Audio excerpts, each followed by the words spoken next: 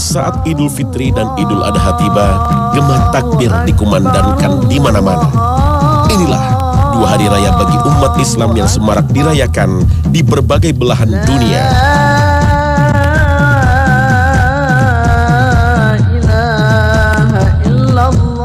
Namun, bagaimanakah jika ada kelompok yang mengaku Muslim memiliki hari raya lain yang lebih istimewa dari Idul Fitri dan Idul Adha? Pada hari itu, mereka mengklaim bahwa Allah akan mengampuni dosa yang dilakukan selama 60 tahun dan akan membebaskannya dari api neraka 2 kali lipat dari bulan Ramadan, malam Lailatul Qadar, dan malam Hari Raya Idul Fitri. Pada hari itu, jika bersedekah 1 dirham, nilainya sama dengan 1000 dirham. Inilah keutamaan hari raya yang disebut Idul Ghadir. Namun, di tengah kemeriahan acara Syiah yang digelar di Jakarta kemarin, ternyata banyak dari warga Syiah yang tidak tahu tentang hari Idul Ghadir ini. Banyak pula yang tidak tahu bahwa mereka menghadiri acara Syiah. Ya, saya ini aja sih, tertarik dengan ininya aja, temanya kan, seminarnya tentang Sayyidina Ali. Dalam mengenal Ahlul Bait, saya hanya dalam permukaannya saja. Saya hanya tidak masuk ke dalam, terlalu dalam gitu. Saya hanya membaca dari beberapa literatur saja. Jadi dia tuh yang memimpin kita gitu. Jadi tapi kita kan tetap hormat ke Rasul, kita lebih hormat ke Rasulullah, tapi tetap hormat ke Imam Ali gara-gara Rasulullah tuh sangat percaya terhadap Imam Ali. Mau memperingati hari raya Ghadirkum. Kalau Ghadirkum kan lebaran Islamnya sekarang gitu. Aku kurang tahu. Mbaknya kurang tahu. Iya. Tapi kok belum tahu kok datang ke sini. Kan diajak, makanya ikut pingin tahu. Suara mereka adalah fakta bahwa Syiah tidak mengakar di masyarakat. Ideologi Syiah ternyata hanya sebuah pemikiran tingkat tinggi yang sengaja dimainkan untuk dibenturkan dengan pemahaman Sunni. Beberapa konflik Syiah Sunni di Indonesia bisa jadi adalah sebuah propaganda untuk menyebarkan aliran ini. Sebuah promosi gratis supaya masyarakat lebih mengenal eksistensi Syiah di Indonesia. Di luar hari raya Idul Adha dan Idul Fitri, jika ada yang dianggap lebih hebat termasuk Idul Ghadir, itu adalah sesat. Ia bukan hanya merusak akidah umat Islam Indonesia, tetapi juga mengancam keutuhan dan persatuan umat Islam di Indonesia ini yang meyakini dan mengamalkan akidah Ahlussunnah wal Jamaah. Khazanah pagi ini akan mengenalkan Syiah dari perspektif sejarah dan kitab-kitab yang banyak beredar dari kalangan Sunni maupun Syiah sendiri, khusus untuk Anda semua. Semoga bermanfaat.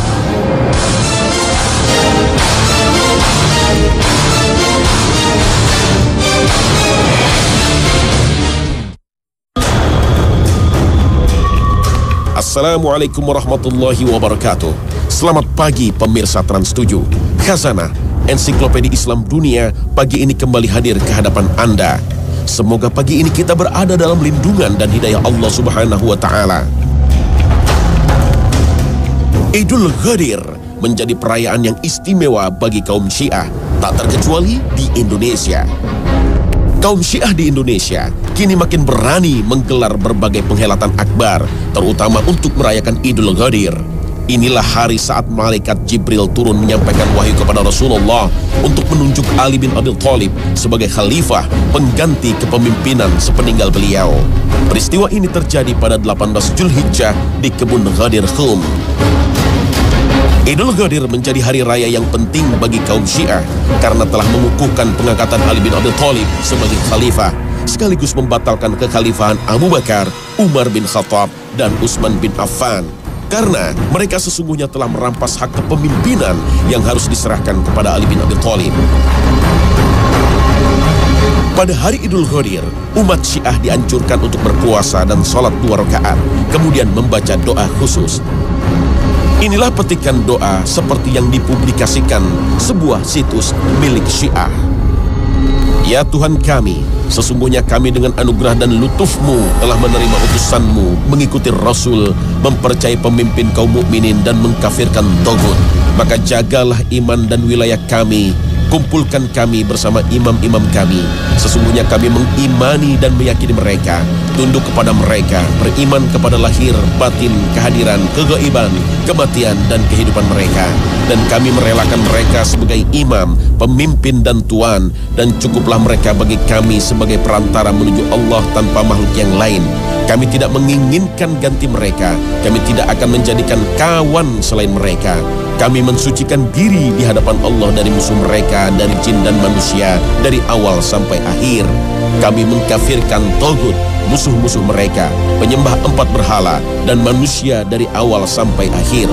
Ya Allah, sesungguhnya kami bersaksi kepadamu bahwasanya kami menganut agama yang dianut oleh Muhammad dan keluarga Muhammad. Siapakah yang dimaksud dengan Taghut dan 4 berhala dalam doa Idul Ghadir? Dalam berbagai kitab Syiah, Abu Bakar Siddiq Umar bin Khattab dijuluki Al-Jib dan At-Taghut. Julukan keji lainnya Haman dan Fir'aun. Muhammad bin Ya'qub Al-Qulaini dalam kitabnya Al-Usul min Al-Kafi Kitab Al-Hujjah menukilkan sebuah riwayat yang disandarkan kepada Abu Abdullah. 3 orang yang tidak akan diajak bicara oleh Allah pada hari kiamat, tidak akan disucikan, dan bagi mereka azab yang pedih. Orang yang mengaku berhak imamah dari Allah yang bukan haknya, dan orang yang menentang imamah dari Allah, dan orang yang meyakini bahwa mereka berdua, Abu Bakar dan Umar, termasuk orang Islam. Demikian pula Al-Kaf'ami dalam kitabnya Al-Misbah menyebutkan doa yang berisi laknat terhadap Abu Bakar dan Umar yang dinamakan dengan doa Sanamai Quraisy, yang artinya doa laknat atas 2 berhala Quraisy. Dia mengklaim doanya berasal dari Ali bin Abi Thalib. Ya Allah, limpahkanlah salawat untuk Muhammad dan keluarga Muhammad, dan laknatlah 2 berhala Quraisy, dan kedua Jib dan Taghutnya, kedua tukang dustanya, dan kedua putrinya yang telah menyelisihi perintahmu dan mengingkari wahyumu. Yang dimaksud dengan kedua putri, Abu Bakar dan Umar bin Khattab adalah Aisyah dan Hafsah, keduanya istri Rasulullah. Inilah doa kaum Syiah, tidak hanya menistakan sahabat utama Nabi, juga istri Nabi yang termasuk Ahlul Bait. Kebencian kepada sahabat Nabi dan istri Rasulullah juga sering dibacakan dalam doa kunut setiap sholat fardu. Menghancurkan Islam itu dari dalam dengan cara apa? Mengganti kacamata umat Islam dalam melihat Islam. Caranya bagaimana? Rubah cara pandang orang Islam melihat nabinya. Rubah cara umat Islam memandang kitab sucinya. Nah, cara paling efektif untuk merusak Islamnya orang Islam, bagaimana caranya agar informasi dari Rasulullah itu tidak sampai ke umatnya, adalah dengan merusak keluarganya dan merusak sahabatnya. Setelah dirusak keluarga dan dirusak sahabat, ketika umat sudah benci kepada Ahlul Bait, umat sudah benci kepada sahabat, maka orang-orang ini akan mengambil agama dari mana? Dari orang yang mereka sodorkan. Di saat umat Islam dunia begitu menghormati jasa besar Umar bin Khattab, kaum Syiah justru mengeluk-elukan pembunuh Umar bin Khattab, Abu Lu'lu'ah, yang penganut Majusi dan menganggapnya sebagai pahlawan. Abu Lu'lu'ah meskipun dieksekusi mati dan dimakamkan di Madinah, makam simboliknya sengaja dibangun di Bandar Qasan, Iran, dan banyak diziarahi oleh kaum Syiah, bahkan dianugerahi gelar Baba Syuja'uddin yang artinya Bapak Sang Pemberani. Makam simbolik Abu Lu'lu'ah sudah lama diprotes oleh umat Islam. Pada tahun 2007, makam ini pernah disegel oleh pemimpin tertinggi Iran, Ali Khamenei, karena dijadikan tempat berkumpulnya kelompok Syiah radikal untuk merayakan hari terbunuhnya Umar bin Khattab. Namun hingga kini, makam simbolik Abu Lu'lu'ah tak pernah sepi dari para penziarah.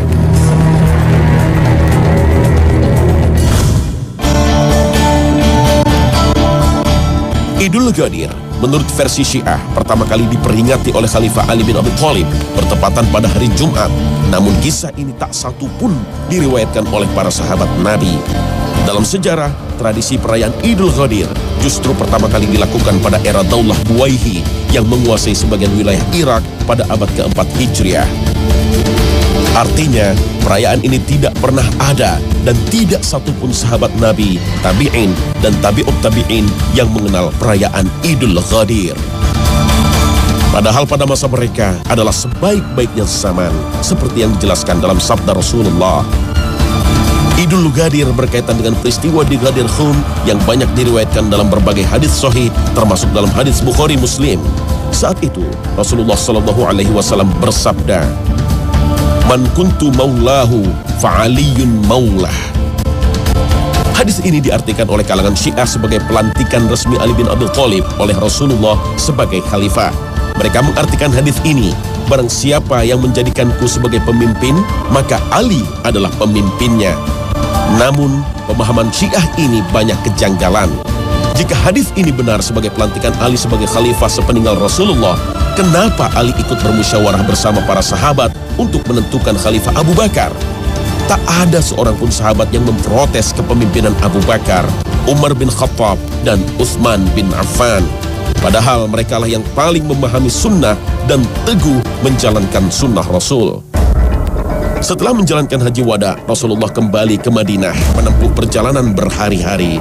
Setiba di Ghadir Khum, sekitar 250 km dari Mekah, Rasulullah beristirahat.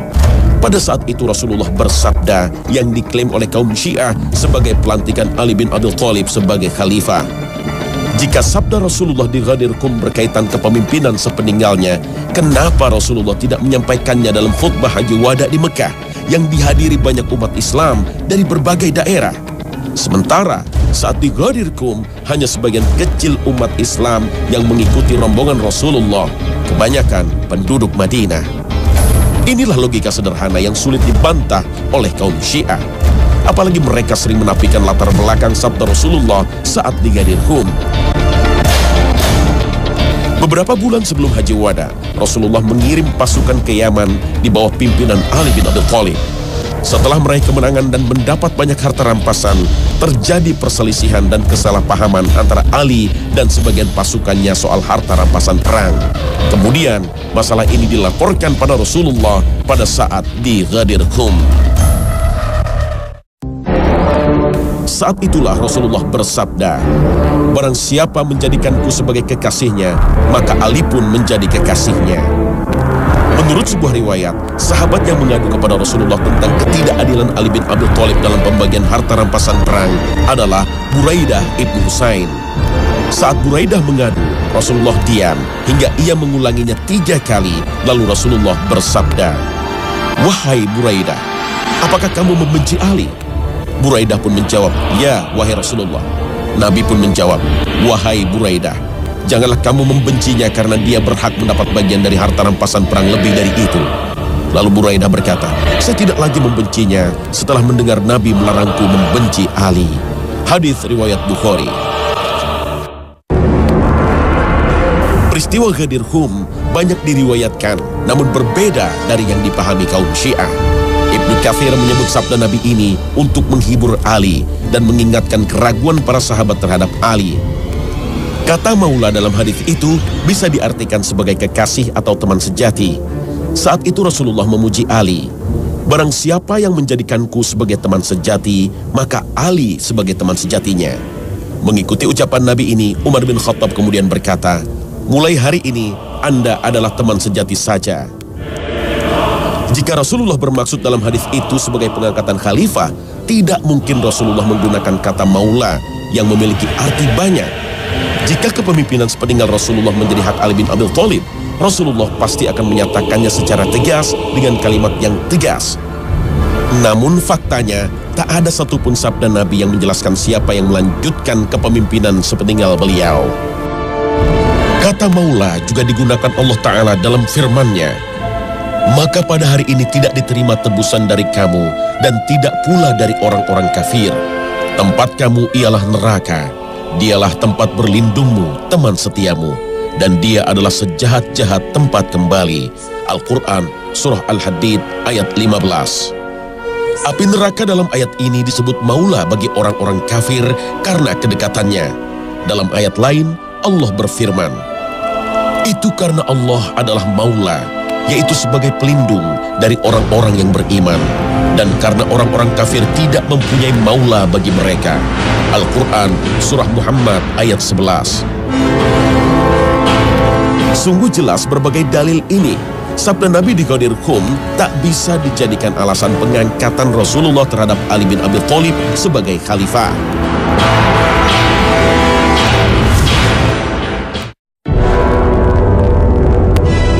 Berbagai dalil kuat yang dijelaskan para ulama Sunni tetap tak bisa diterima oleh kaum Syiah.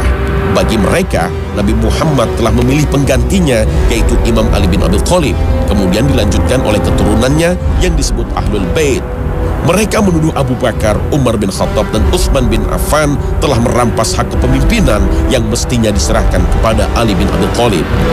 Selain hadis Nabi di Ghadir Khum, para ulama Syiah seperti Al-Bahrani dalam kitab tafsirnya Al-Burhan fi Tafsir Al-Quran atau At-Taba'i dalam Tafsir Al-Mizan memperkuat hak imamah yang harus dipegang Ali bin Abi Thalib dan keturunannya dengan menafsirkan ayat 55 dalam Al-Maidah. Sesungguhnya penolong kamu adalah Allah, Rasulnya, dan orang-orang beriman yang mendirikan sholat dan menunaikan zakat seraya mereka tunduk kepada Allah. Menurut kaum Syiah, ayat ini diturunkan secara khusus untuk Ali bin Abi Thalib dan keturunannya. Karena itulah mereka mengkafirkan banyak sahabat Nabi, terutama Khalifah Rasyidin. Padahal Ali bin Abi Thalib sendiri pernah berkhutbah di Kufah, seperti ditulis dalam Al-Bidayah wan Nihayah karya Ibnu Katsir. Wahai sekalian manusia, sesungguhnya sebaik-baik umat setelah Rasulnya adalah Abu Bakar, kemudian Umar, dan bila mau aku akan sebutkan yang ketiganya. Lalu beliau turun dari mimbar seraya mengatakan, kemudian Utsman, kemudian Utsman. Dalam keyakinan Syiah, kedudukan para imam lebih tinggi dari para nabi dan malaikat, seperti ditulis Al-Khumaini dalam kitabnya Al-Hukumah Al-Islamiyah, bahwasanya kedudukan imam tersebut tidak bisa dicapai malaikat yang dekat dengan Allah dan tidak pula bisa dicapai seorang nabi yang diutus sekalipun. Para imam memiliki sifat maksum atau terbebas dari dosa, seperti ditulis Muhammad Ar-Rayyi As-Sahri dalam Mizanul Hikmah. Dia adalah seorang yang maksum dari seluruh dosa, baik dosa kecil maupun besar, tidak tergelincir di dalam berfatwa, tidak salah dalam menjawab, tidak lalai dan lupa, serta tidak lengah dengan satu perkara dunia pun. Para imam diyakini oleh kaum Syiah mengetahui perkara gaib. Seluruh perbendaharaan langit dan bumi diperlihatkan kepada mereka, dan mereka pun mengetahui apa yang terjadi dan akan terjadi sampai hari kiamat.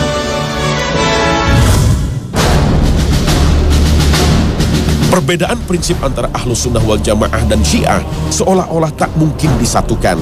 Meski demikian, berbagai upaya untuk menyatukan umat Islam sudah banyak dilakukan para ulama Sunni. Pada tahun 1960-an, Syekh Mahmud Shaltut, Grand Syekh Al-Azhar, pernah mengeluarkan fatwa membolehkan beribadah dengan mazhab Ja'fari dari kalangan Syiah. Berbagai muktamar pendekatan mazhab dengan melibatkan Syiah juga banyak digelar. Syekh Yusuf Qaradawi termasuk ulama yang banyak mengkampanyekan persatuan umat. Namun, menurut Yusuf Qaradawi, berbagai kesepakatan hanyalah seremonial, tidak akan memecahkan akar permasalahannya jika kaum Syiah tetap mencerca para sahabat dan secara agresif menyebarkan pemahamannya di tengah masyarakat Sunni. Mana mungkin bisa disatukan jika kaum Syiah berprinsip imamah atau kepemimpinan bagian dari akidah. Tidak disebut beriman seorang muslim jika tidak beriman kepada 12 imam mereka. Menurut Syekh Yusuf Qaradawi, meskipun Ahlus Sunnah memfonis sesat ajaran Mu'tazilah, tapi tidak mengkafirkannya. Namun sebaliknya, Syiah yang lebih dulu mengkafirkan Ahlus Sunnah, sebagaimana perkataan Ni'matullah Al-Jazairi dalam kitab Al-Anwar An-Nu'maniyah. Sesungguhnya kami tidak bisa bertemu dengan Ahlus Sunnah di dalam satu Tuhan dan tidak dalam satu Nabi dan satu Imam. Faham mudah mengkafirkan orang lain adalah faham berbahaya. Ali bin Abi Thalib tidak pernah mengkafirkan kelompok yang memeranginya dalam perang Jamal maupun perang Siffin, termasuk kelompok Khawarij yang mengkafirkan Ali dan Muawiyah. Sayyidina Ali pernah ditanya tentang Khawarij, apalah mereka itu orang-orang kafir? Ali menjawab, mereka lari dari kekufuran. Beliau ditanya lagi, apakah mereka masuk ke dalam orang-orang munafik? Ali menjawab, orang-orang munafik itu tidak pernah mengingat Allah kecuali hanya sedikit. Ali ditanya lagi, Lantas siapakah mereka itu? Ali menjawab, mereka adalah saudara-saudara kita kemarin yang telah berbuat berlebihan hari ini terhadap kami. Seorang muslim tidak boleh berlebihan mencap kafir orang lain, kecuali sudah jelas kekufurannya disertai dalil-dalil yang kuat, sebagaimana hadis Nabi yang diriwayatkan Bukhari Muslim. Siapa saja yang telah mengucapkan tidak ada Tuhan selain Allah dan Muhammad itu utusannya, maka dia itu muslim. Kalimat itu telah melindungi darah dan hartanya, dan Allah yang akan menghisapnya kelak. Meski demikian, tak berarti Ahlussunnah menerima Syiah begitu saja dan membiarkan berbagai penyimpangan yang menodai kemurnian ajaran Islam. Allah Ta'ala telah memerintahkan kita dalam firman-Nya. وَإِذْ أَخَذَ اللَّهُ مِيثَاقَ الَّذِينَ أُوتُوا الْكِتَابَ لَتُبَيِّنُنَّهُ لِلنَّاسِ وَلَا تَكْتُمُونَهُ فَنَبَذُوهُ وَرَاءَ ظُهُورِهِمْ.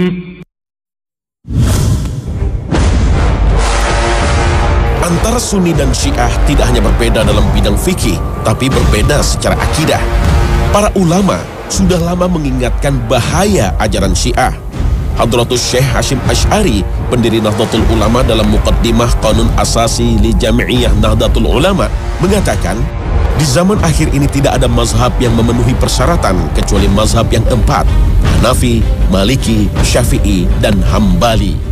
Adapun mazhab yang lain seperti mazhab Syiah Imamiyah dan Syiah Zaidiyah adalah ahli bid'ah, sehingga pendapat-pendapatnya tidak boleh diikuti. Syiah juga hanya menerima hadis dari jalur Ahlul Bait. Akibatnya, ribuan hadis sahih walaupun diriwayatkan Bukhari Muslim ditolak oleh mereka.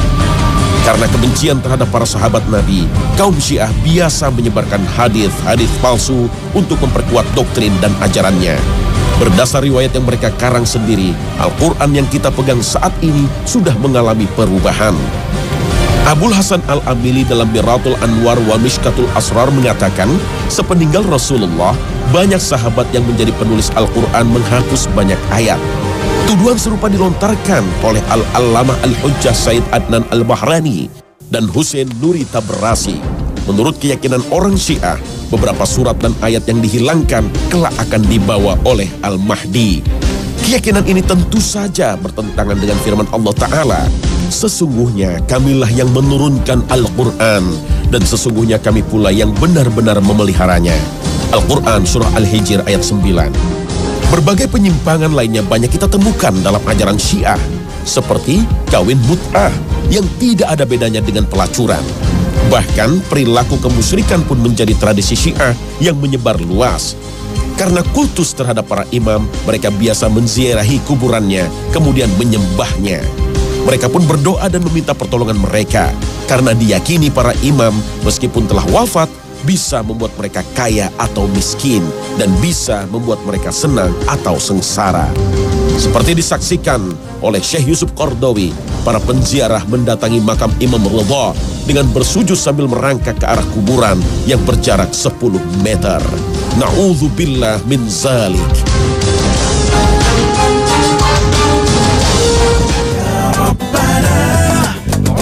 Pemirsa Khazanah, mudah-mudahan episode Syiah ini menambah pemahaman kita tentang ajaran Syiah hingga kita makin waspada dengan perkembangan paham ini di negeri kita. Semoga Allah melindungi kita semua dari bencana akidah dan ajaran yang sesat. Terima kasih atas perhatian Anda, dan wassalamualaikum warahmatullahi wabarakatuh.